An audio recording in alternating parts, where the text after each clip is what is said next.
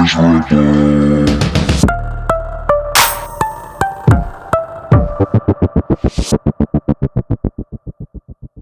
This is the Miserable Podcast episode. Insert number here. I think this is 17. 17? Yeah. Might be. Might not be. Mm-hmm. Starting off great.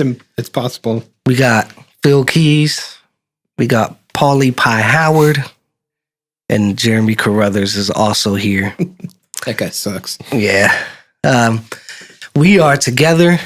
We missed each other, you could tell, because we were supposed to start recording about 42 minutes ago. We've been sitting here just talking about everything. I'm glad that I'm just doing like loose intro as Paulie sits there and makes noise with his headphones. Did that even make a noise? It's so appropriate. The week that your birthday week. Yeah. Happy birthday. Thank you. And the week that we dropped Thank you for that the video. Oh, yeah. That too. Yeah. Cash App is a thing. I saw that. I was like, what is this? We dropped the video of Paulie and all of his mishaps on the podcast. And that laugh that you just did is one of my favorite parts. When he does something and you're like sipping your tea, like cracking up. It's kind of like an old cartoon character. Oh, dude, I was laughing so hard making that video. And I made it probably 2 or 3 weeks ago. I was like, I'm going to hold on to this and put it out there. So if you haven't seen that, go to our Instagram at The Miserable CO. Find a video. It's on our IGTV of Paulie. There's a thumbnail of Paulie just laughing. Yeah. And watch that video because it's worth it. It is. Because it's all about me. We are going to have a discussion today. And let's hop right into it. I decided on this topic earlier today because I need to talk about it because I've been getting very impatient. And, we've talked about before our long-term goals and the importance of time. If anybody listens to Gary Vee, he's always talking about people just want it so easy and they want it now. Like, just put time into it. I'm getting a little older in my life, not as old as Paulie, but give yourself a few months. Yeah. I've noticed how things take time to develop in my life, and I'm learning that. I'm starting to understand that lesson more. So let me phrase the conversation and frame it. Excuse me. Let me frame this conversation with what I was thinking about today, and why I was a little bit frustrated. Here we go. Start putting another montage together of us not being able to talk. Why I was a little frustrated. So we have been doing the Miserable Company since January 5th? Was that our first podcast? It was like first week of January, like just at the start of 2020. And although we've been planning, for over a year now. Yeah, a year together, and then the ideal was another year before that. Mm-hmm. So, but let's talk about actual operation. We've been doing it. Yeah, we've been doing it for 3 months. April 4, 3.5, 4. Yeah, 3.5. So we've been doing it 3.5 months. You can tell we put a lot of preparation into these podcasts. We have no idea. No, we're about 3.5 months in. Well, technically, we made content to be released in January and December. That's true, but we're talking about actual putting content out. That's the moment. 3 thank you for stepping in. If anybody is still listening to this podcast, thank you. But so we've been going for 3.5 months, okay? And I went back a couple of days ago. Actually texted you guys like a couple big long texts because I went through every couple weeks. I've been writing down kind of where we were at, what we were doing, what was important at week 2, what was important at week 4, what was important at week 8, things we needed to improve on, things we wanted to add. So I've been keeping those notes along the way. And I was very encouraged actually reading them because I had forgotten about some things and we're just doing them kind of organically. So it's like almost felt like I was even trying to force them at week 2. And it's like we just needed a couple more weeks and then we would do those things naturally. But I started looking like at our Instagram followers, started looking at like our YouTube subscribers, and we've had a good couple weeks. The Clark podcast brought some new people on board. If you're one of those Clark heads, then just really, really glad to have you on board. Yes. There's been a couple people that I remembered following us, when that podcast dropped, and they've been interacting and stuff. So that's awesome. Like, keep doing that. Want to get to know you better. But I was just looking at everything and I was just like, man, like, I would love to have 3 times as many followers, and I would love to have this number, and I would love to have this. It's a lot of work doing what we're doing, making all of this content and putting it out. And it's like, man, I would love to see a better ROI, return on this investment, and it's like, I was starting to get like, okay, I was getting back in that mode. Like, what can we do? What can we do? What can we do? And I kind of had to pause today and remind myself one of the things we talked about in, last year coming into the start of this is we're like, for the first 3 years, we're just going to do it. We're just going to do it. Like, we're not going to worry about that. And that was a statement of purpose that we made. And that like really brought me back. I saw some of the things in my notes.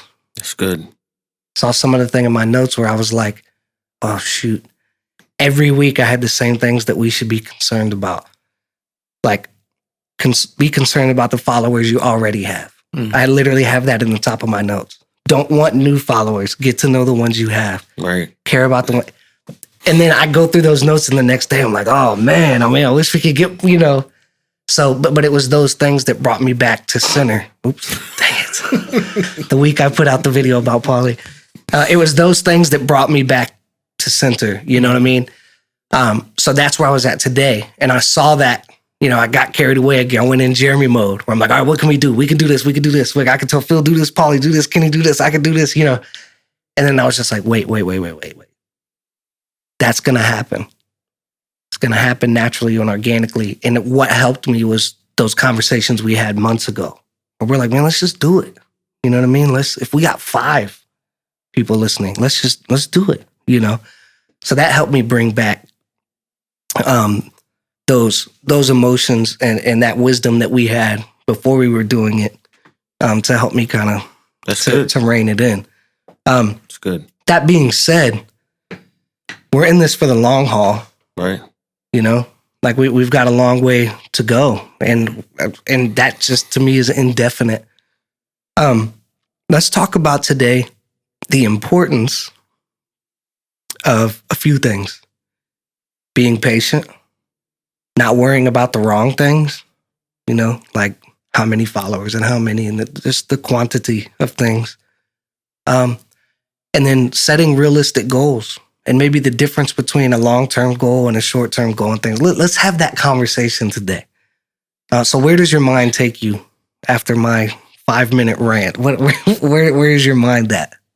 Well, one thing I thought of, I can't recall who made the comment, but someone made a remark on one of our recent Instagram posts. I think it was the one where we put out the image of like hitting 300 followers on Instagram. And someone said like, here before you guys hit 200K or something like that. Right. No, they said it pretty soon it'll be like 200K. Yeah. And I saw that. When I saw that comment, I got scared because, that would be great, right? To have that sort of milestone as a content creator. It's what a lot of people, try to work towards, is getting those larger numbers. Because in the business side of what we're doing and what content creators do, that's where you really start to see growth in revenue. Right. So let's be clear that we make no money from doing this podcast. If anybody was wondering, we're spending money. We're in the red. Yes. Yeah. But I got a little scared. Like when I first read that, I was very appreciative of for that individual and anyone that actually believes that we will reach that. It's not why we're doing it, but at that scale, we have the opportunity to reach a lot more people. But it's also a responsibility, because what we decided from the beginning was what we set out to build a community, right? We're not trying to build fans. With fans, you don't really have to do anything, right? You just have to be yourself. You think of like celebrities, actors, actresses, musicians, what have you. A lot of the reward as a fan is just that person doing their thing. Where what we're trying to do is create an environment where people can communicate with one another and can grow together, uplift one another, right? And I feel like that mission, or our mission at that volume, is a heavy responsibility, and it's something that I really feel we could only do is if we are growing personally as the community that we're creating, right? Numbers wise. So I think it's really easy when you start out doing something online to want to get numbers, but a lot of people don't think about the responsibility or think about the path and the mindset that they want to keep throughout the entirety of that journey. So was my first thought. For me, just first of all, congratulations on just being able to cipher through all of that. Right. That was kind of dope. That's a new Jeremy, yo. Yeah. I think that was like a year ago. Dope. That wouldn't have been Jeremy. But that's another thing. Just as a side note, not to cut you off. That's why it's so important to put your intentions in writing beforehand, because it's very easy to say. That's why mission statements are so important. People think they're cheesy, but y'all have worked with me on multiple teams, and every 3 or 4 months we're in a meeting going, what's wrong? And it's like, oh yeah, we're not doing what we said we were going to do. Right. And that still feels right. So we just got to get back to that thing. Right. So that's why it's so important though. And that's something that I've learned. So I said, that's a different Jeremy, and it's true. Right. But it's not just a Jeremy who's a different person. It's a Jeremy who has put that skill into practice, who said, okay, let's sit down before we do this thing. Let's sit down. What's important to us? There's no pressure on us right now. Right. Yeah. What's important? This is what we want to do. Okay. So then 3.5 months later, I'm like, I want this, and this to happen. And then I open up my computer and I see that note and I'm like, well, I think that how you're saying about writing the intentions down early and coming up with a mission statement or just, a mission in general, that's something that I feel like is super important. It's not something I always do, but it's something important for making future plans, right? Because it gives you that North Star to shape your path around. And like you're saying, when things stop working right or whatever the case may be, you look back to that and you're like, oh, we're off course. That's why it sucks. Because we're emotional beings, right? So today, when I was having those thoughts, I was being emotional. I wasn't being rational. Right. So I had to defer to rational Jeremy. Right. Right? But who at one point was being rational, and I can go, oh, yeah, that's right. And it can put me back in that space. But go ahead. Sorry. But I think it's just definitely it depends on the person. For me, I don't need to do that because I'm a lot more rational in my thinking. That's true. So for me, I don't really need to write it down. It's like if it don't align, I'm just like, I'm not really with it. So I think you definitely just have to find out like where you fit, right, and then just operating within your strength, to make yourself successful. But yeah, definitely, man. Congratulations on that, because that was just dope. Just hearing that, I was just like, oh, my man is growing. But about the topic, I think making short-term and long-term goals are important. I think what you don't want to do, or what we don't want to do, is to pay attention. It's easy as humans, it's easy to look over to the next person and see what they have going on and what another channel is doing. Mm-hmm. And quickly start comparing apples to oranges, right? We just think it's a fruit. So because it's a fruit, then it just needs to be the same thing. And I think it's just something naturally that we do as humans. But honestly, who cares? Like, as long as we're doing what we said we're going to do, I really don't care what the numbers are. Right. So if it's 5, 300, I'm saying, obviously, who doesn't want to grow? I think for us that's doing this, growth is important. Just even personally, it's important that we grow as individuals and as a team. So growth is very important. But if it's our destiny to just have a 300 personnel community, then that's just what it is. Right. You know what I'm saying? And that's what's so awesome too, is because like right now we have 310 followers on Instagram. Just Instagram. That's kind of where we're focusing most of our thing. But it's like, man, how stupid would it be to take those 300 for granted? Absolutely not. Like, bro. You can't have whatever that person said, 200,000, without having 300. Yeah. You know what I'm saying? Right. And it's like, if all you're worried about is the 200,000 anyway, man, you're doing such a disservice to those people. And to yourself. Oh, for sure. For real. Yeah.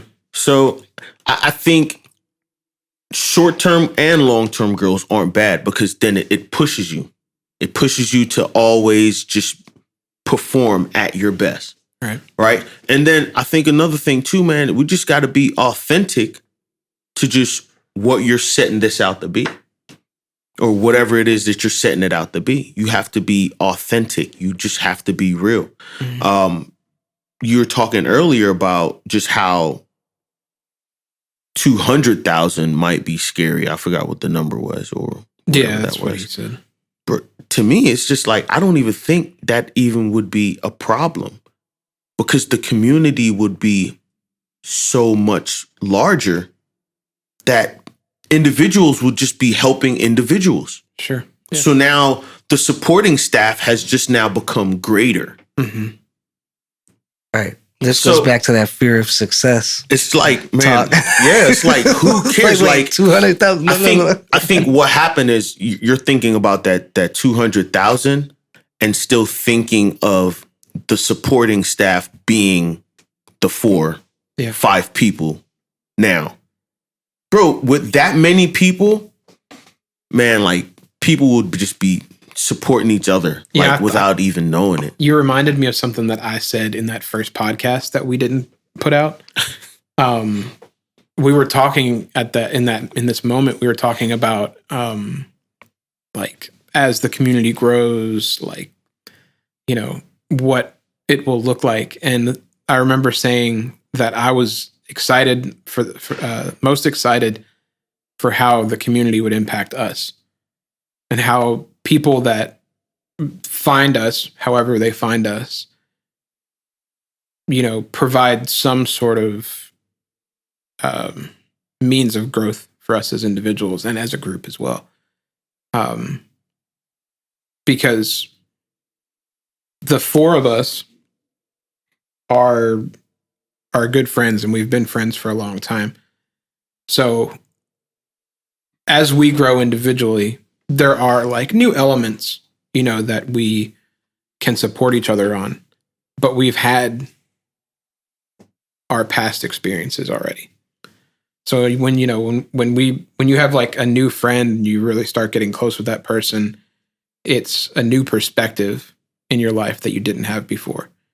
And at scale, with a lot of people, and as people continue to, like, you know, give us feedback, and we open up opportunities to have more dialogue with people, like we've talked about, events and online things and things like that. It's just going to really give us an opportunity to be exposed to more perspective on our lives that we haven't had at this point. Yeah, like one of the best things, we knew this, and this is what you're saying, but one of the best things that's been happening in the first 3.5 months is when I look at my phone, there's a notification. Somebody commented or DM'd us on the Miserable Company account, and it's just like, I'm so glad I found you guys. Like, this is so awesome. Or like when people on YouTube, I know this has happened multiple times, where people are like, yo, why do y'all only have like 80 subscribers? Like, this is crazy. Like, you deserve much more. Now we have 111. I looked today. But like, it's just cool getting those comments that, just wait, it's going to be this. Cause it's like, yo, like, cause when you're starting off on something like this, it's very easy to second guess yourself. Aren't those comments more rewarding than even looking at? Yes. Like, it's just like, to me, it's just like I read something like that and I could care less how many subscribers we have. Right. No, exactly. Exactly. And it's the fact that someone believes enough in what we're doing to be confident that we, should be somewhere else. And like, this happens all the time. Somebody will text me and be like, yo, I missed that podcast a couple weeks ago. I just went back and listened to it. Like, so dope. And I'm like, you listen to the podcast?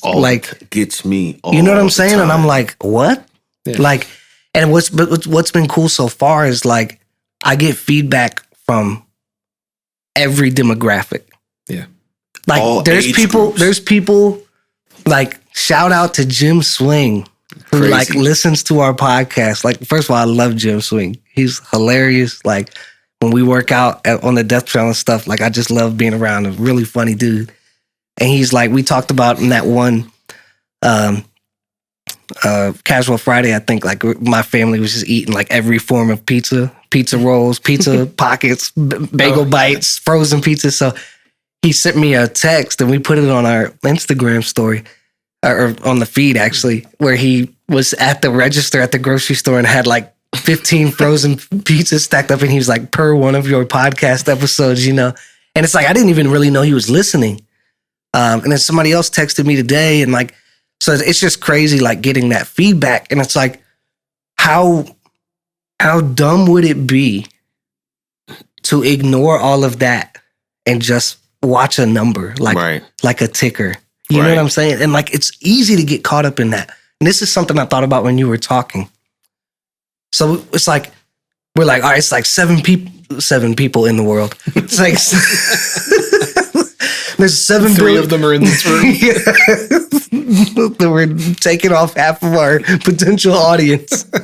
But like, there's 7 billion people in the world or something. Oh, it might be like 15 by now. Who knows? And it's like, you put stuff out on the internet and you're like, oh man, like anybody could look at this. So then we're like, people have however many followers. And it's like, how stupid is it to compare the amount of people you have with the whole population of the globe? But that's what people do. You know what I'm saying? Like I've heard people make the comment before, and I have this specific memory in my head. I'm not gonna say who made it, but there was like somebody like had like 50 million Twitter followers or something, and somebody like seriously but jokingly made a comment. It's like, that's it out of like 7 billion people. And it was just like, wait, why? Like, how are you comparing? You know what I'm saying? Right. And it was like somebody like a Beyonce, it was like celebrity of celebrity type people, And it was just like, how could you like that? Like, but people, like, sometimes I feel like they think like that, or you feel the pressure that's like, wait, there's millions of people where in the state that I live who have access to the internet, more people should be watching what I'm doing. And it's like, it doesn't matter. Right. You know what I mean? Like, you go back 100 years, to have an audience of 300 people. That was huge. You know what I'm saying? Right. Like, and we take that for granted. Like, yo, that's a big deal, man. Like, and every time I get these text messages from people, it's like, So it's crazy. It's encouraging too, because it's like, you know, first of all, we made a statement and we'll stick by it. It's like, you will not like this podcast if you don't like us. Because like you said, we're not really like, we're just, you know, we're just talking. That's another thing. Malik White, shout out to Malik White. We were talking on Easter Sunday. And kind of one of the podcasts that was proof of concept for me, for our format, just talking, was the Joe Rogan podcast, which is probably top 3 podcast in the world right now. Most you know, popular, yeah. Like, I don't know, I'm just making that up, but it's up there. It's definitely got to be popular. like top 10, you know. And you know, there's just long form conversation, unedited. And what was so dope is I was talking to Malik, and he was like, first of all, did he listen to the podcast? And I was like, okay, like that's awesome. Like I was like so encouraged by that. And then he was like, hey, he said, one of the reasons I love your podcast, he was like, it's for the same reason that I knew what he was about to say. And I was like, say it, you know? And he was like, it's the same reason that I like the Joe Rogan podcast. And I was like, yes. Because it was like, to me, it was like, I was kind of banking on that. You know what I'm saying? Like I was hoping. And then he went on to explain, it's just talking. Like it's not edited out. It's not like, you know, Right. a production. It's just people talking, you know. And it was the same thing that John Contino said. He was like, yo, I checked out the podcast. Like, I'm really digging it. And I was like, thanks, man. I was like, it's just a bunch of friends talking. He was like, yo, that's the best kind. Mm-hmm. So we were right in our assumptions about that. I think, you know, and it's like we had somebody else kind of proof of concept of the general format. And, you know, we had set these things into motion and we started going, but it's very easy to start looking at the peripheral things, like the amount of followers, the amount of subscribers, the amount of views, and then begin to wonder like, oh, snap. But which I don't think it's bad, but I think that's where that balance comes into play. Right. Right. And I think it's like that can be used as a driving force to drive you. But then it's just not always in the frontal of your mind. So I used to sell cars, right? Right. My old boss is somebody who taught me so much. So you get around car salesmen, there's a lot of excuses thrown around. A lot. So sometimes boss will walk in and he'd be like, you sell a car today? You know, Ben was like, nah. It's raining outside. It's raining. Nobody came on the lot today. Nobody came on the lot. It's raining. It's Tuesday. I mean, anything they could think of, you know. And he would always challenge you, right? So, and this was the thing. And I remember I used to press him on this because I wanted to know. I'm actually trying to learn. So I wanted to know, like, does he really think that you should always sell a car? Like, is that what he really believes? You know what I'm saying? Right. Like, hurricane comes through, you can't sell a car, right? Or, you know, but he would say something. He was like, you could have sold it to him the day before and closed it today over the phone or something, or delivered the paperwork. He'd always have something. You know what I mean? So I was always trying to figure out, like, is he for real? Or is he just like sticking to some phony goal so we don't have an excuse so he can make more money? You know what I'm saying? Right. And I used to like try to drill him, and I would watch him. But like what you said, it's that balance. So in his mind, what he was trying to teach us is, because you're human and you're probably lazy, Always going to make an excuse up. you're always going to start leaning the other way. So his goal was to always stack things on the other side of the scale. Not that he really thought that you could sell tornado warning. You're not going to sell a car, bro. Everybody's going home. Right. It's not that he really expected you to sell a car in the middle of that tornado storm. It's just that he understood human nature to know that we want it to be easy. Right. And we want to save face, and he was always keep you complacent. right, and he was always stacking it the other direction. So you mentioned keeping that balance, right? So it's not bad It's not bad to look at our Instagram followers. It's not bad to look at our subscribers, because if we want to do this in perpetuity, if we want to do this for a long time, it's going to have to begin to sustain itself at some point. Right. And if we want to do it better, and if we want to do it more frequently, then at some point, we're going to want to bring in revenue to fund this and to do it better and more often and to make it a little bit easier on ourselves and to be able to reach more people. So it's not that we just shouldn't look at it. It's not that you just, should sell a car every single day, no matter what's happening. That's not the point. The point is that you have to be able to find that balance. So yes, let's look at our subscribers. If they slow down, okay, let's figure out what have we done different. Maybe our videos just sucked this week. You know what I'm saying? Or maybe we didn't put out a video. Maybe we needed to put out another one. Maybe we did something last week that, whatever. Maybe we put out an animation video telling people to subscribe last week and we didn't do it this week. And that, so we can look at those things. But like you said, it's keeping that balance. And which is tough. Right. It sounds cool and it sounds easy, but it's tough. I think I think for me, it's been easier not to look at the numbers lately because we have people, even if it's the same 15 or 20 folks, we have people that are always giving us feedback. And, when you're doing something online, it's real easy to to have a vast difference between the numbers of active users and registered users. Mm-hmm. You know what I mean? Like if you develop an app or something like that, it might explode one day, hit the app store, bunch of people download it.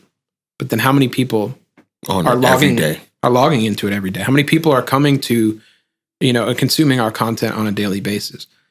And we honestly don't, I don't look at that number a lot. Every few weeks, I'm like, I wonder what our YouTube statistics are like. So right. I look at them. And you're like, shouldn't have looked at those. Yeah, all of them are arrows pointing down. It's okay. Well, we're getting worse. But I mean, this is something that we've mentioned in this podcast alone multiple times. The encouragement has been that despite the fact that sometimes we have slow growth or low interaction or low viewing numbers and things like that, we have people that are always responding to us.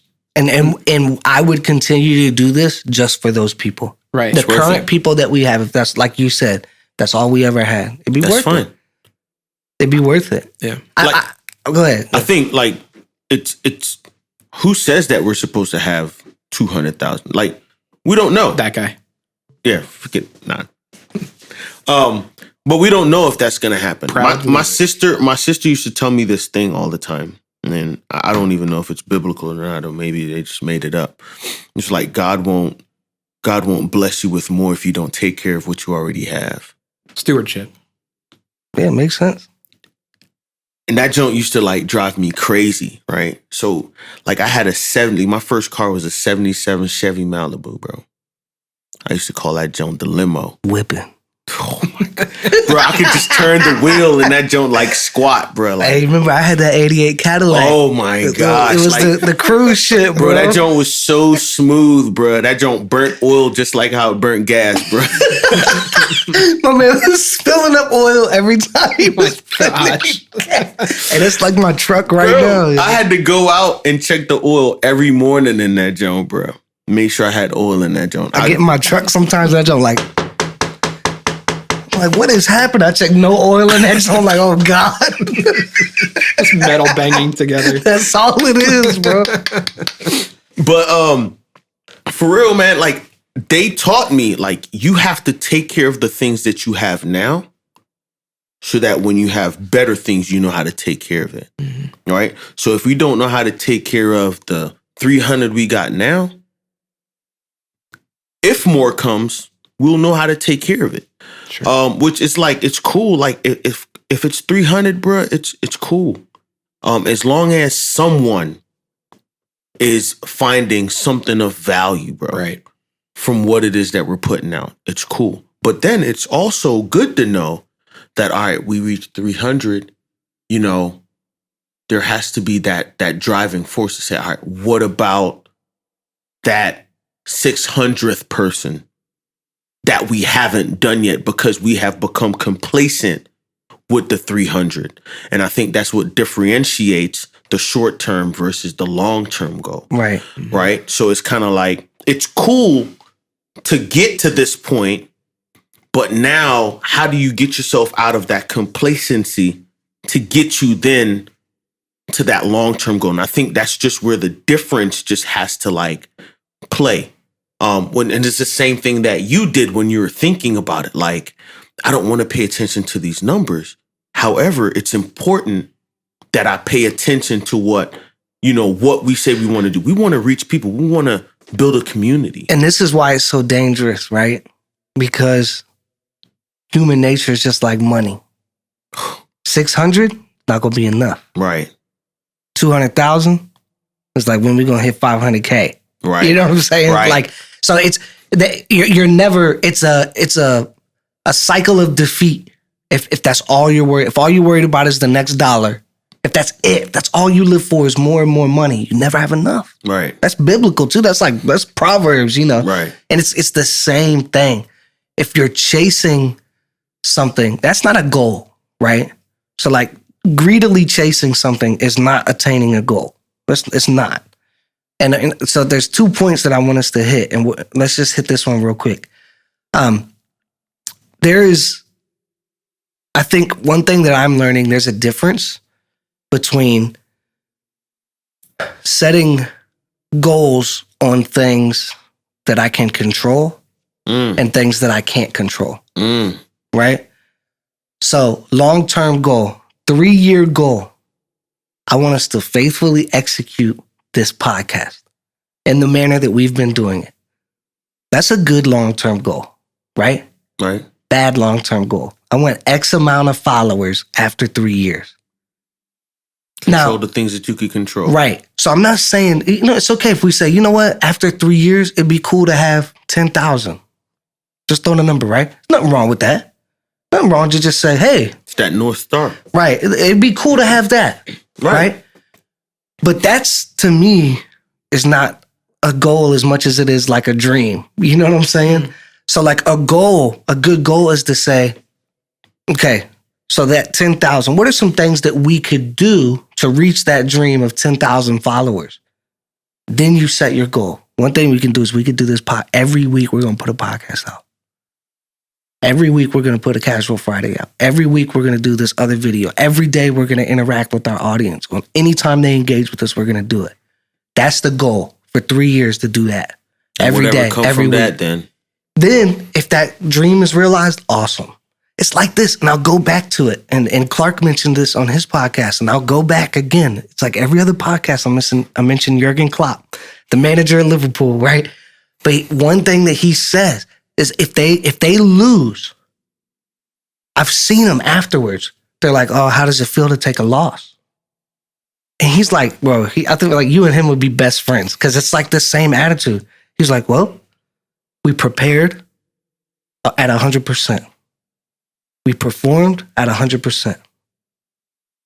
I'm not ashamed in our preparation. I'm not ashamed of our performance. We just didn't win. The only thing we can't control is the result. That's it. We can control how hard we prepare. We can control how hard we play. Sometimes the ball just doesn't go in the net. Sometimes you hit the post 4 times at the end of the game. Sometimes the ball just goes in. You know what I'm saying? Right. And he's like, he means that. So there's times where they've taken losses and people are like, oh, they're so, I'm a fan, I'm disappointed. And then he goes in the press conference. And he's like, man, I'm really proud of the boys. They played hard. And they're like, well, you lost. And he's just like, hey, 2 things can happen when you play a game. You can win or you can lose. Today we lost. And it's just like, wow. So it's like, it's cool to see that mindset of like somebody who's like, this is the goal. We're going to work our behinds off. And then we're going to play our behinds off. Then whatever happens, I'm cool with it. Right. Right. So like that to me is the difference between like a goal and a dream. Like our goal, well, let's prepare. We did, bro. Me for a year by myself, and then us for a year together, and then we started doing this. We did that. Now we're performing. At the end of the day, 10 years from now, 3 years from now, whatever happens, as long as we did those other two things, Right. I can't control. I can't make anybody out there see our profile and click the follow button. I can't make anybody do that. Well, even if you could, that It'd be meaningless. yeah.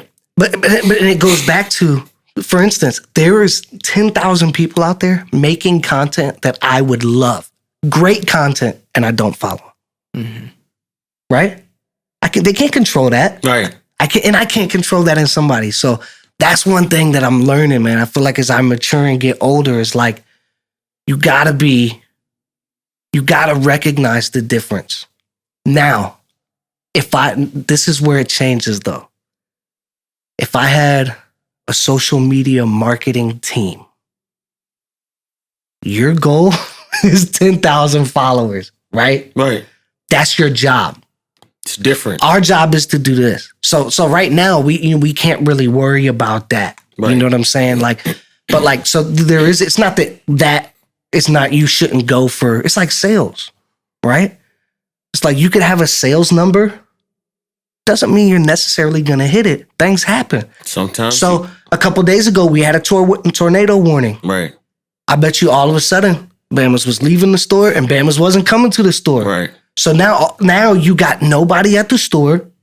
So you're probably not going to hit that target. Or you have people outside like, well, why are y'all closing everything? It's like, we about to die. Go home. Why are y'all closing? You know, but you know what I'm saying? I think- Like there's a difference. I think I was trying to find the right time to interject with this, but it wasn't natural. But I think Great segue, by the way. I think it's important to also realize, like one thing you said, like a goal for us is do what we're doing for 3 years. Whatever comes out of that, and in those 3 years is the uncontrolled result.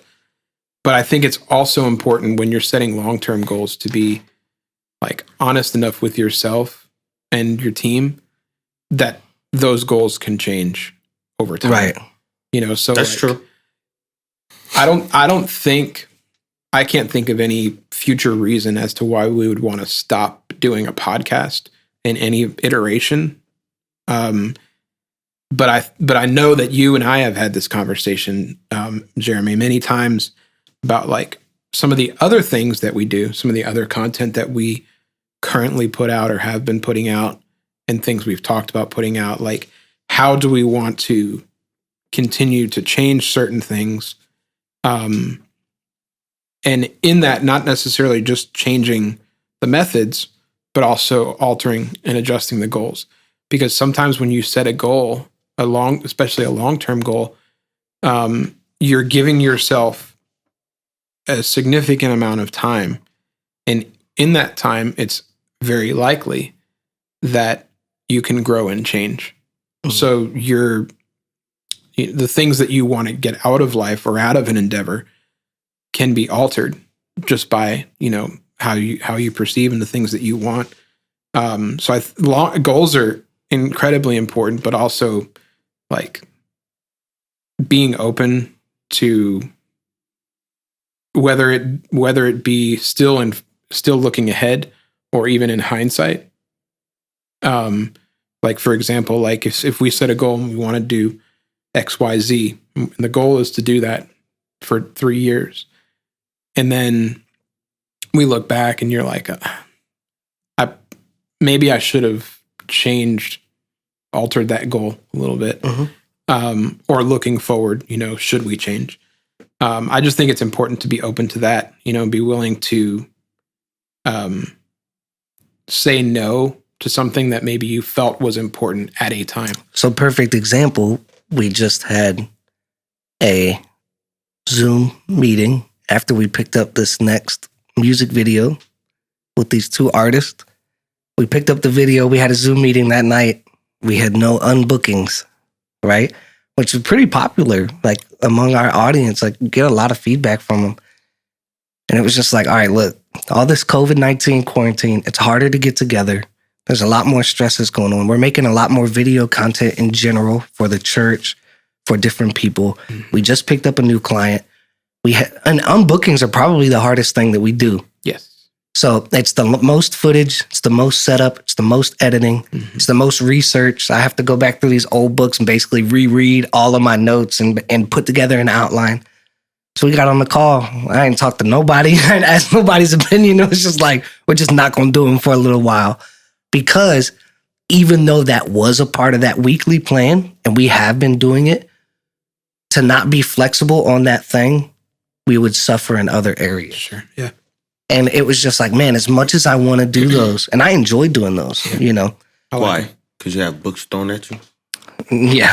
That's his favorite part. I just love, man, I love sharing the books that I've read. Like, it's like, I just love talking about those things. And it also helps me refreshing all those, because I go back and I'll reread the stuff anyway, especially my notes and things like, and my highlights. I'll just pick up. Usually how those go. You're like, oh, yeah, I forgot about this. You know, get super hype. So like, it helps me too, because I get to refresh on all of this stuff that has impacted me in the past. The reason I'm doing most of those books is because they've impacted me a lot, you know? So I get to go read. So I love doing them, but it's like, man, like if we do that, but the clients we're working with aren't getting their stuff back, we're all stressed out. We're stretched. Everybody's more stretched right now, you know? If we suffer in all of those different areas, it's just not worth it. So I didn't want to do that. You know, I just felt like it was the best thing to do, you know, and we'll be flexible. And it doesn't mean we're never going to go back to it. And so far, nobody said, hey, y'all didn't do an unbooking this week. So apparently maybe people don't like them. I think it's crazy. For us, it's a little hard right now because typically within sales, there's already a forecasted sales that was already done the year before. And that kind of helps you to measure where you should be at. So it's not necessarily looking at another company and or at another YouTube channel, right? It's just looking, hey, last year, this time, this is where we were at. So when you're looking or looking forward, it's like, well, you kind of have something that you're shadowing. Right. Obviously, we want to be better. It's like Mario Kart when you're trying to break your record and you can race against your ghost. Right. Right.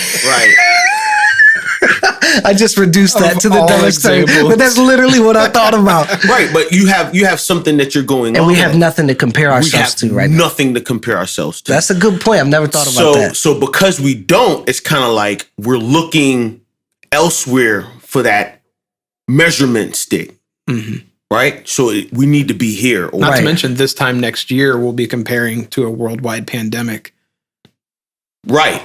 And so that's where, control the things that you can control. Mm-hmm. So I work for a retail company who had no clue what was going to happen.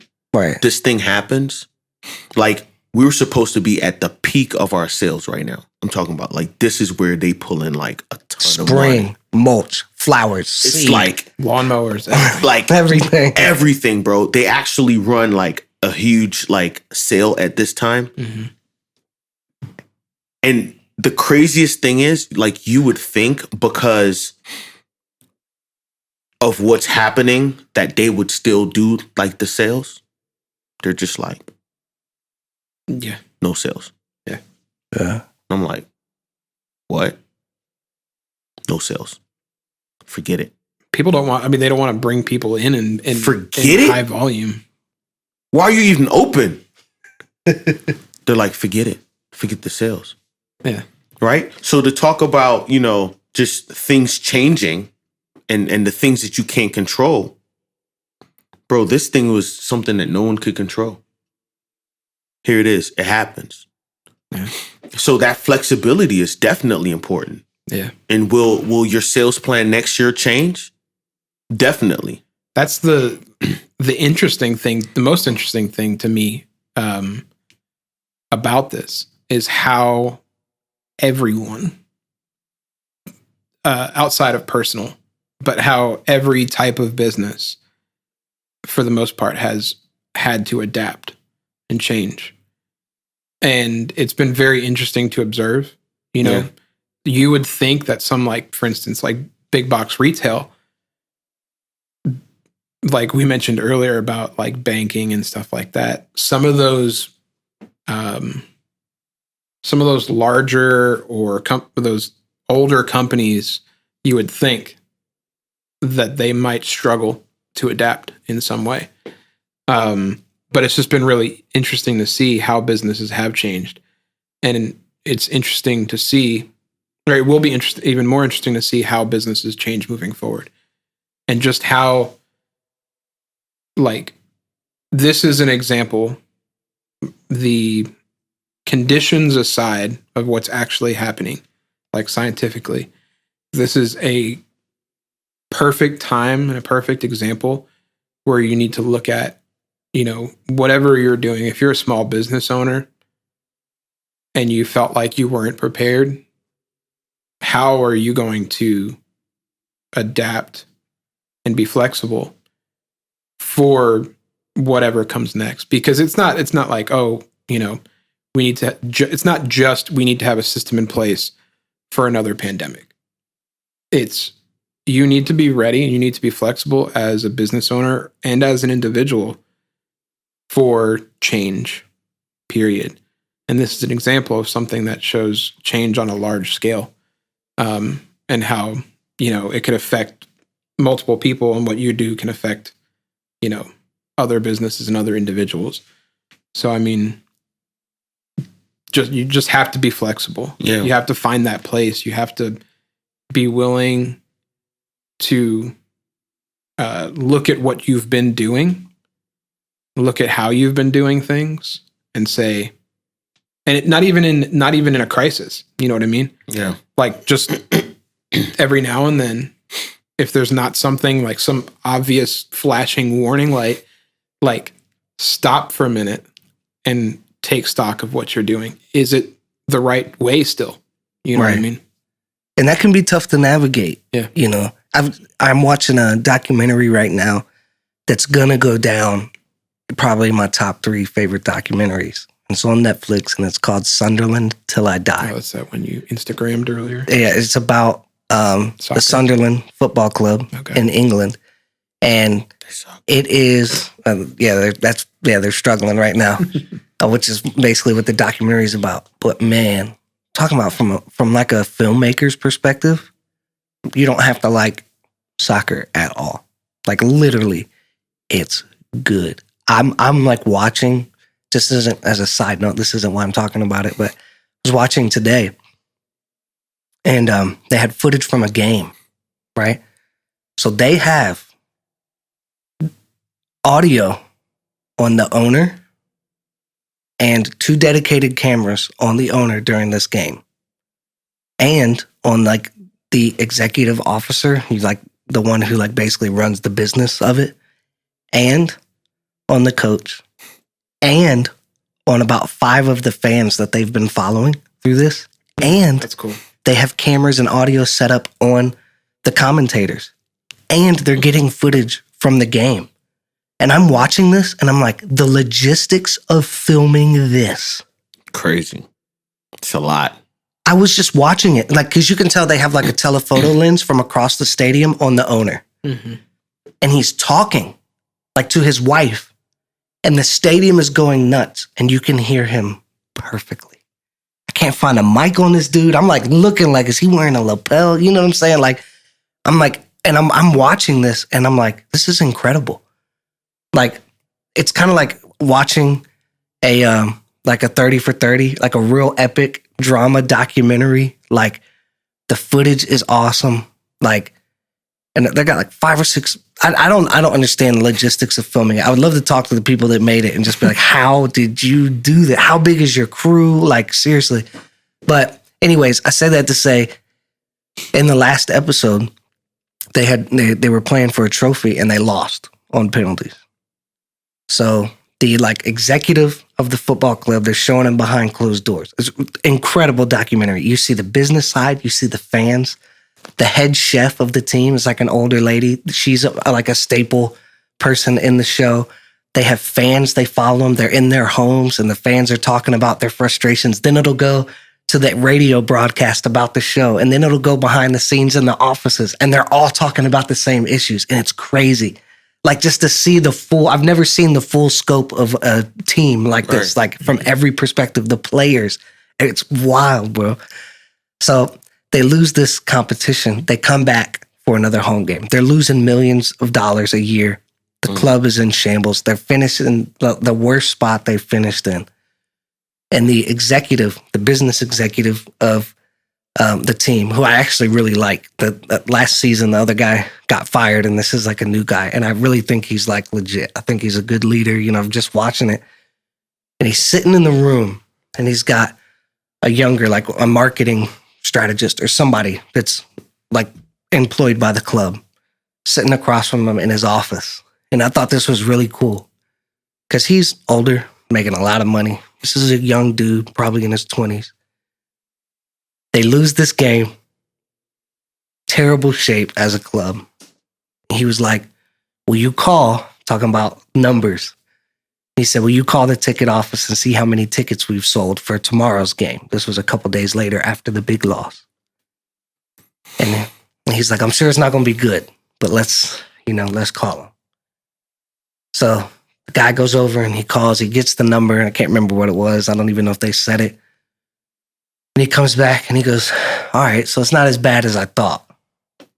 So the young dude sits down across from him and he goes, so I have two options. What should I do? And he begins to explain to this young kid, he's like, I can go in the ticket office and I can say, guys, let's go. Let's sell some tickets. Let's make sure we do this. Let's push. Let's get it done.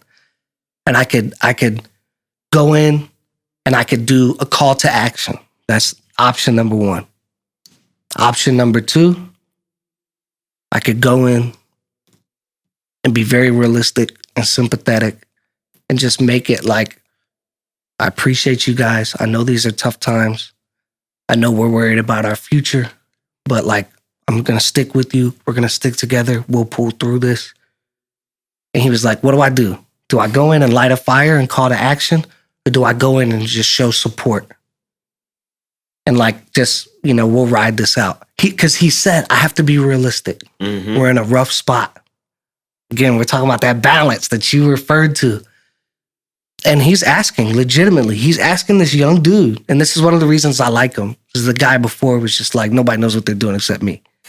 And this dude is like wide open. He's like, yo, like, help. Let's talk about this. Let's figure this out.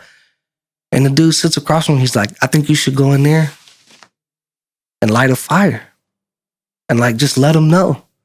You got to do your job. We got numbers. We got to do this and this, So he like takes the feedback and he like listens and then he goes in the room. And I'm telling you, this is a really good documentary. Both of y'all are like tuned in. Like, it's really good, right? So like, and then mind you, while they're doing this, they'll cut away to a fan. And the fan is like, he's like, I'm spending all of this money. These are tough times anyway. We got Brexit coming up. We're a little unsure about the future.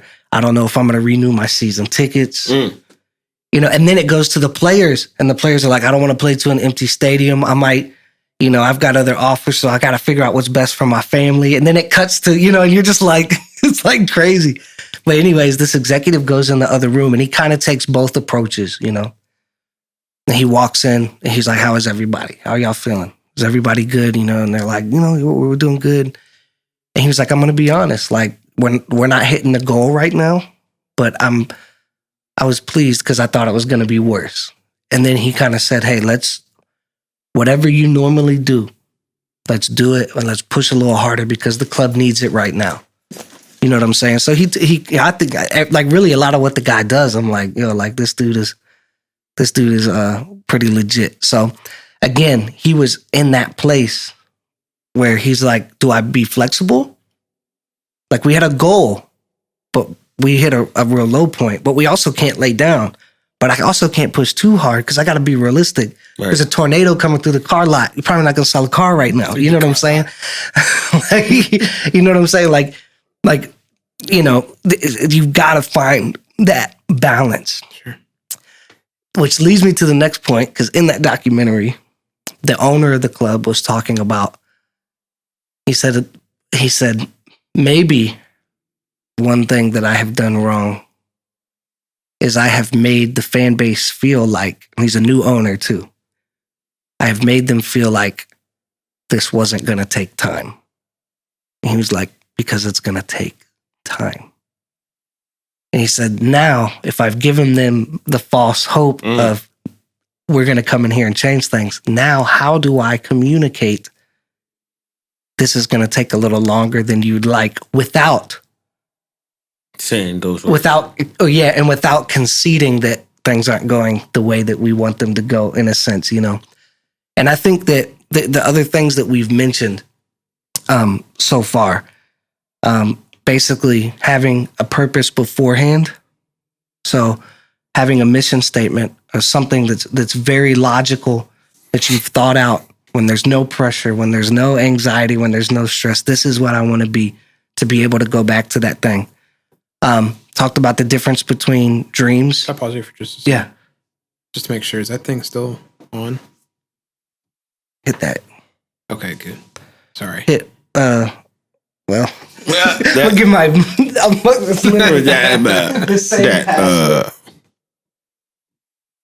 The screen went dark. I was like, I hope it didn't die. that was the 1 hour on battery power. Gotcha. Sorry, the screen went dark on our computer we're recording on. So, but anyways, the main things we've talked about, having a clear purpose and a mission ahead of time that can keep you, your North Star, that can keep you on track. The difference between like a dream and a goal, and I don't want to state it like that starkly, like that's what it is. You know, that those lines can be blurred, but understanding that you can control some things and just the other things that you can't, and you don't use that as an escape route. You know, right. you understand that if you're going to be successful, you have to set clear goals on the things that you can control. Flexibility, the willingness to change, the willingness to admit you're wrong, you know, and to go back and basically call an audible every once in a while if that's what's best. And then to me, that what we started out with is just patience. Patience. Like, it's tough though. I've had to learn, man. Like, I can't remember who said it, but there's a quote that I love that you know, a lot of times when you're doing anything entertainment wise, there's this dream of being discovered. And the quote is, if your plan is to be discovered, your plan sucks. And I don't remember who said it, man. I wish I could figure that out. But man, it's true. Like, it's just like, okay, I'm going to put this out. Somebody going to love it. And then it's a wrap. It's like, you know, sure, that might have happened for somebody. But man, like, you've got to be okay. If you really want to do something, like, if you're not willing to do something for 300 people for 10 years, why are you even doing it? Right. Why do you need a motivating factor of money or bigger audience? If you need that to inspire you or motivate you to do a thing, don't do that thing. Well, it depends on what you set out from the beginning, right? So I don't want to necessarily like cast a negative shadow over the person that wants to make money from from the beginning, like that's part of their goal. No, I'm talking about being the main motivator, right? Like for what you're doing, right? I think you have to, if that's something that's a goal of yours is to make an income from it, you have to still balance that with, you know, absolutely the honesty of the goal or the you know, like the heart of it rather than the practicality of it. You know, you still have to keep both of those. But I mean, I still think it is okay to start out with, you know, I want this to be my income. Oh, absolutely. That's what we want. Yeah.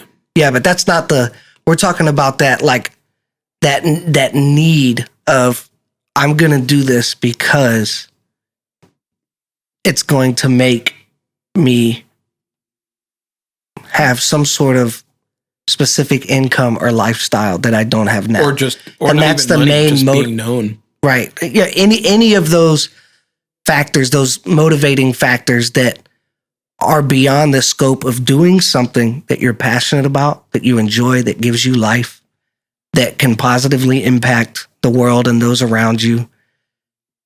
Now, again, it's authenticity. Yes. And we could split hairs. So, right, there's some things that you just do because you can make some money off of it. That's not what we're talking about. Right. I'm not talking about like, yeah, I'll, mix your album to make this money or whatever, and then I'm going to move on with my life. I'm not talking about, I'll shoot this event that I don't want to shoot. Just, we're not talking about, I'm talking about like those things that you're saying, okay, I'm going to dedicate my time, energy, effort, my passion, and everything into this thing.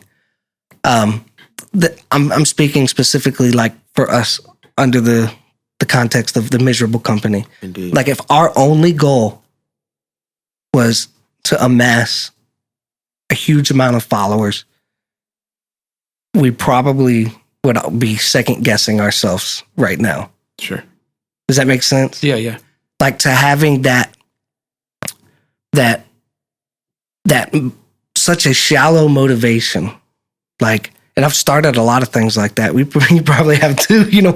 How many businesses have we started, or like solo ventures, or things that with even with friends, like coming out of college, it was like, we're very entrepreneurial minded, so, we've done those things, and it's like, oh shoot, you mean I could get that type of project and I could make $2,000. I could get one or two of those a month, coming out of college. That's that's it. That's all you talked about. Yeah. And then 6 months later, you're like, this sucks. Next thing, and I think that's just shows the growth and maturity, that we've gone through. Is now we're starting something where like, this is going to cost us money. This is going to cost us time and energy.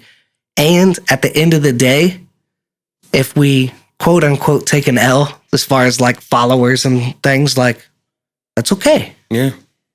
Like I'm just going to enjoy the process and do it. And I think just like exiting out of this conversation is just reminding us, and reminding everybody that's listening is like, if you're going to do something, like make sure you have the right motivation, and then be patient. Yeah. Be patient. Like things shouldn't happen in a month, in 6 months. But the thing is though, it's tough because we live in a world where everything is instant. But forget the world. You know what I'm saying? Like, but really, but that's the mindset like we've had to take. Like, you that's just where we have just been brainwashed, bro. That's it. You have just been brainwashed that you need to have everything right now. Yo, me and my wife bought a frozen lasagna.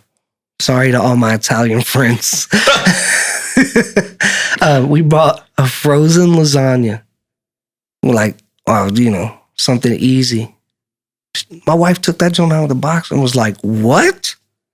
And I was like, what? She was like, 2 hours? And it was like 5:00. I'm like, 2 hours? Forget it. Like, just make peanut butter and jelly or something. Like, it's just crazy though, because like, that's nothing. Right. And it's easy. You just put it in there, you go sit down, you come back 2 hours later, you're eating. You know what I'm saying? Like, but it's like, that is true. It's like that instant gratification. But man, like, there is something so beautiful about this. This is different. Like coming in here and sitting in here every week and just going, we're just going to do this. But what about this? What about, doesn't matter. We're just going to do it.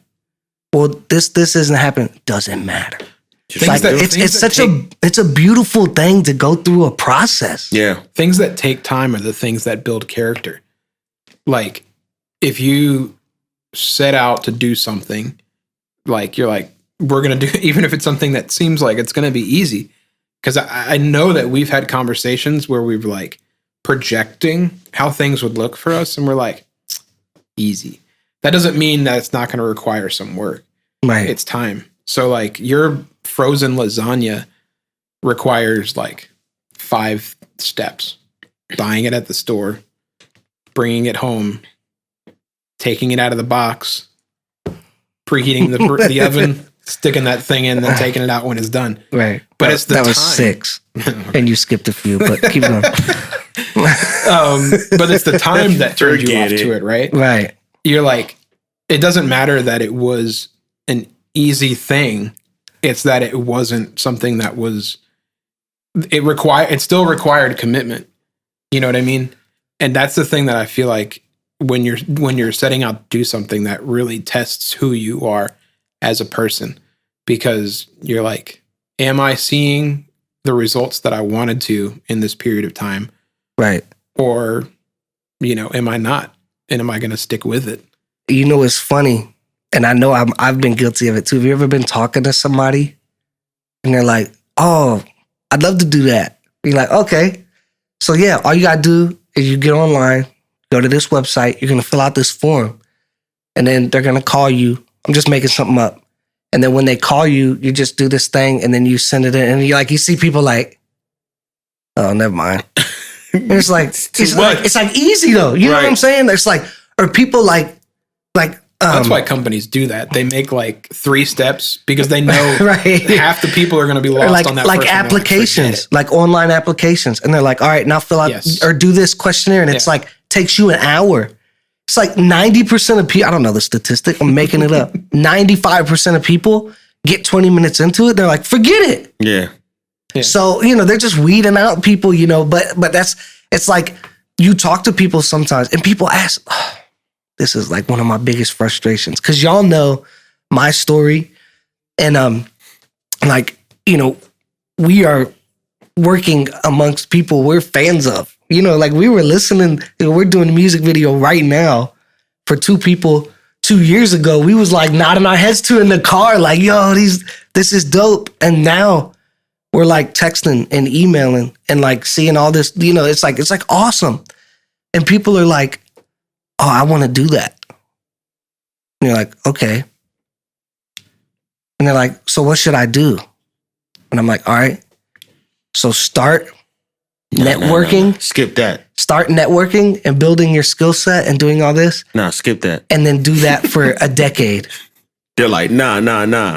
Yeah. But how, but how do I do it? How do I get that right now? And it's like, put me on right now. Like, no. Like, you probably know somebody that just like one day posted something and now they're doing it and they're doing it awesome, but it doesn't really happen like that. You hear about those stories. Right. It happens. But this is what you need to do. Start working on your skill set, on your craft. Start networking. Start learning now. And then 15 years from now, some cool things might be happening. Keyword. It's like, that's it. But the thing to keep in mind too is that cool thing that sets you that dream achievement of working with, your favorite artist, if you want to make music videos, is great. But there's also a lot of cool stuff that happens in that time period. The process. So it's all about gauging your like expectations and managing those to realize that working with, like, say if you want to, make a music video for a big name hip hop artist, and one of the things you do early on as you're building your skill set is work with an artist, a hip hop artist who is at that same level as you are, but with his skill set. And you're like, this person, like he's nobody, right. But that can still be. All right, go ahead and talk. God. So it's the same principle. It's the same principle. It's about patience, but it's back to the gratitude thing. That artist is the 300 followers. You don't get to doing the song for the big artist that you love until you do that. Right. It's like, so you've got to be in the process. You've got to be grateful and aware of every opportunity that you've gotten. Like, and I remember, you gotta value those early ones. I remember, they shape you. we've all had these experiences. I remember a specific experience where I was recording an album. I was engineering it. And I was in a room and there was probably 75 people in this room. And I had all of my stuff set up. I was like the engineer on this project. I had people I didn't know looking over my shoulder, asking me questions, asking me for my email address. And I was sitting there and I was just talking. I'm just doing my work. You know, I'm like kicking it, having a good time. I had a couple people working with me, you know, and like we were doing it.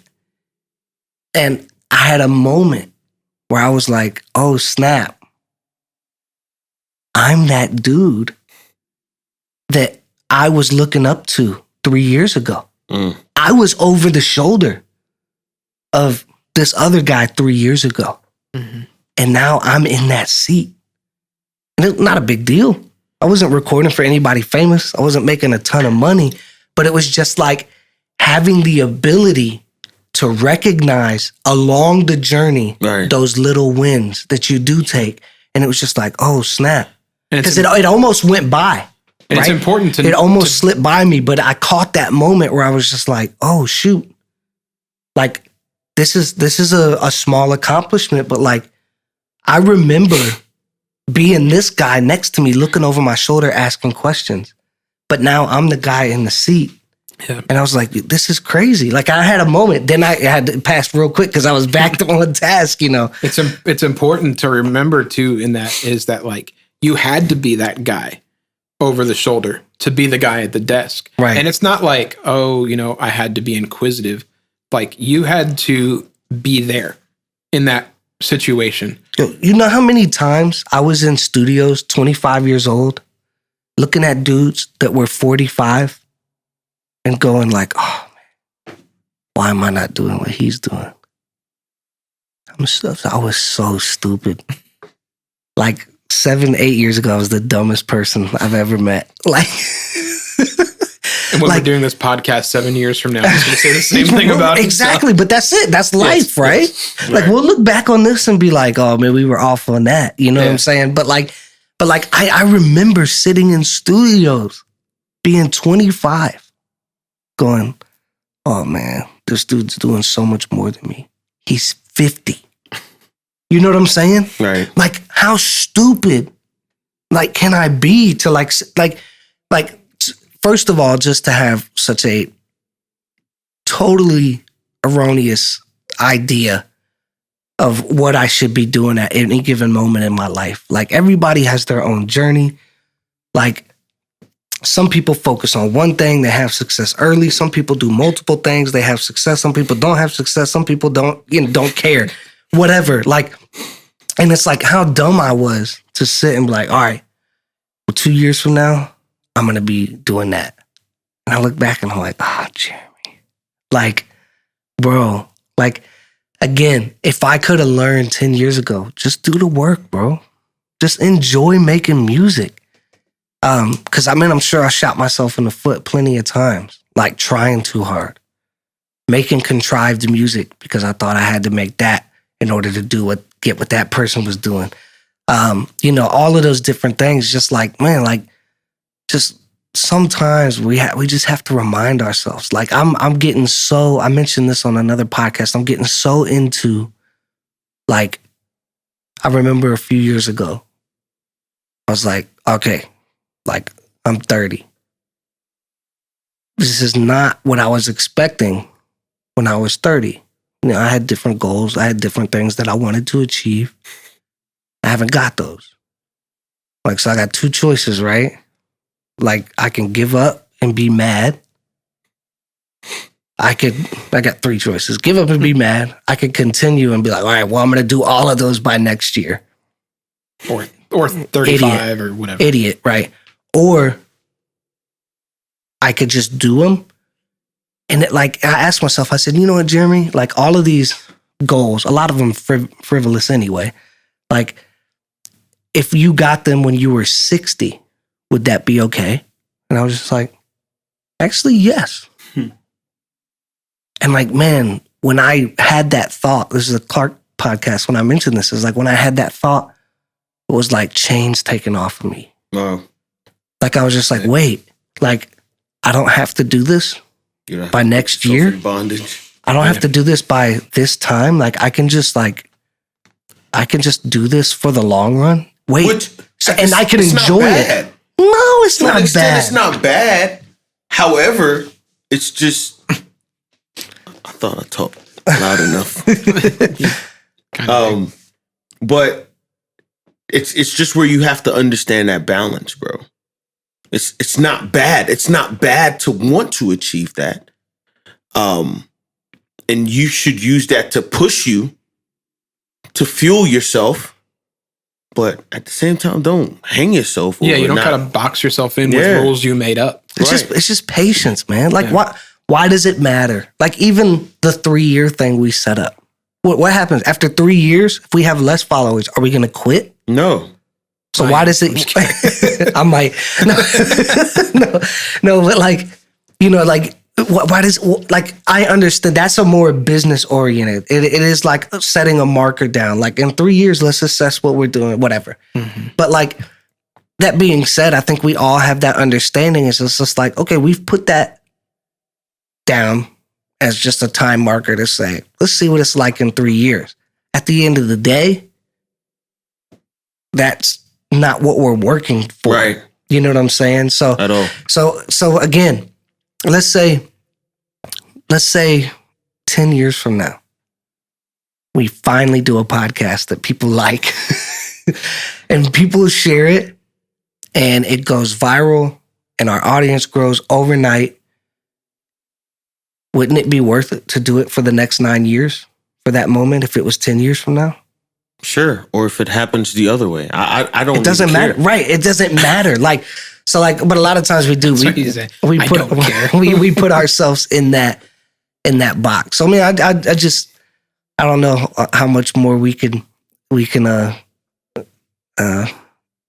talk about this, but I want to say just one. Like I mentioned this, but it's important to like setting goals is a great thing and it's an important thing to do, but start something. Because there's a lot of people out there, and I've been that person, and I am that person. Do something. Like, I have somebody that I'm good friends with that wants to break into a certain type of photography, and we send images and stuff back and forth to one another, and it seems lately he's been trying to like gather a list of people or like a group of people that he can connect with and network with to start creating this imagery. And the last time we talked, like he was like, "Oh, I'm going to reach out to this person and see if they, want to shoot." I'm like, "Just do it already." Yeah. And I say that because genuinely not as a criticism because I've been there. Like if you have goals, you have things you want to achieve, that's great, but make sure that you're putting yourself in the situation to be the guy in the room over the shoulder of the guy at the desk. You know what I mean? Mm-hmm. Wherever you need to be, like if you want to be a music producer or you want to be a videographer, but you don't know the first thing about doing those things personally, like you don't have experience, maybe you need to be the guy that just holds people's camera lenses. And when you're there, you're like, how's this work? How's this work? Sorry if I'm bothering you. Tell me what you can. If not, just tell me to shut up. Mm. You know what I mean? But like, put yourself in the situation. And it's hard right now with, if you want to break into that industry at the moment. But like, put yourself in those situations, put yourself in those rooms and open yourself up to learn whatever you can. Because if you're not doing that, if you're not taking those, like, I won't even call it first steps. You know what I mean? It's like the putting your shoes on to me. Like if you're not making those efforts, you're not going to be, the person that's adjusting the tripod and like actually framing the shots and that, all that kind of stuff. Like you have to take those first steps. or those goals will continue to be just dreams. Yep. And I would just make sure it's something that you're passionate about. And you can find that makes it easy. And right. Yes. And back to the point, and this is why. Absolutely. Because this is kind of like proof of how important, kind of back to what I was saying, just for the money or some arbitrary goals or to be known. Like, if you're not passionate about it, you could be making a lot of money. You could be famous and all of those things that come with it and be absolutely miserable. Like all of these YouTubers you see going, I can't do this anymore. Right? They're making bukus of money. They have a huge audience, and they're just like, I don't want to do this anymore. And it's like, why? Because you're not passionate about it. Or they're passionate about the wrong things. They think they are. Right. With this same point, but they're just not. You've either lost the passion or you got into it it's like, oh, I'm just going to be a big YouTuber. It's going to feel good as you're gaining an audience, but at some point, if you don't have a deeper purpose, if you don't have a why, you know what I'm saying? Like you're just going to be that person that's in that position who's going, well, I've lived long enough to realize money's not really that fulfilling. Nope. Yeah. Can make things a little bit easier. Yeah. But it's not that fulfilling. Like, I know some really famous people. I've learned from them that fame really isn't that great. It's not that fulfilling. So, man, it's like you take those away, then why are you doing what you're doing? And, you can learn from those people who are out there, and it's like they're making money. They got audience, they got people watching them, and they're like, I can't do this. Man, I'd much rather have no money and no audience and do something that I enjoy. Why would you do something that you don't enjoy? And to me, it's like, if you're really impatient about something, are you even enjoying doing it? If all you're thinking about is the end result? Like, really? Like, if all I'm thinking about is what I could potentially get from something, and I'm not even enjoying the process of doing it, am I passionate about that thing? Or am I only working for a potential return? That's such a hard gamble. Yeah, I think potential return. I think you have to, because I think there are some endeavors that, like, the rewarding thing usually is like that far off goal. So I think in those situations, and that's maybe just the nature of those things, is find a way to be passionate about the journey as well. Like, because it might be really painful, or it might be difficult. It might cost you a lot of money, whatever the case may be. Like, find something in that portion in that time to grab hold of that keeps you passionate for this. For this goes thing. Back to one of the points from the forthcoming book that we're going to put out. One thing that I found that a lot of super wealthy people had in common is a lot of them really did not care about the money. And it's like, that sounds crazy, but there are so many examples. Like, I remember Mark Cuban statements. I remember one thing that Donald Trump said in his book that always stuck with me. He said, the money never really meant much to me. It was just a way to keep score. That's it. It was just like a scoreboard for him. Like, oh, I made a smart business move. Sweet. Like, oh, this is doing good. Sweet.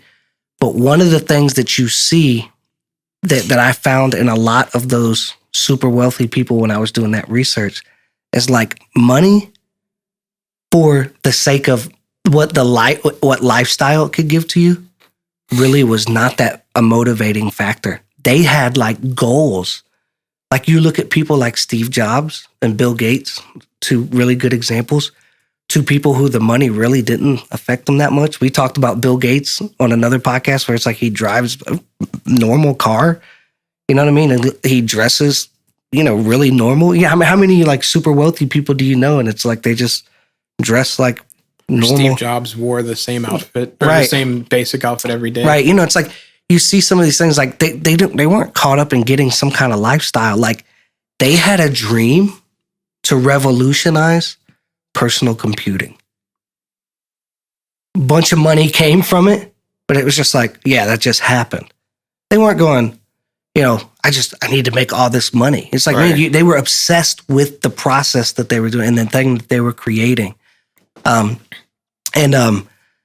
really driven. But that's another thing that you see, like, is this, I started a lot of things over the past decade where it's like, oh, this could make me some money.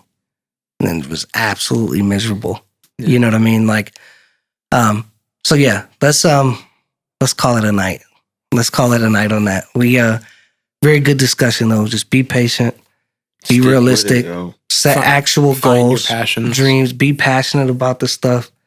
If you have 2 right now, work with what you got. That's it. Stick with it. That's it. Just get started. Be the guy in the room. Do something. That's very important. Yes. You made that point. Because a lot of times we could just wait for things to form, but just do something, man. Yeah. Don't let time pass. Get off Netflix. Unless you're watching Sunderland Till I Die. Do something. Paulie, any last fortune cookie wisdom? Buy another fortune cookie. See y'all. Love you.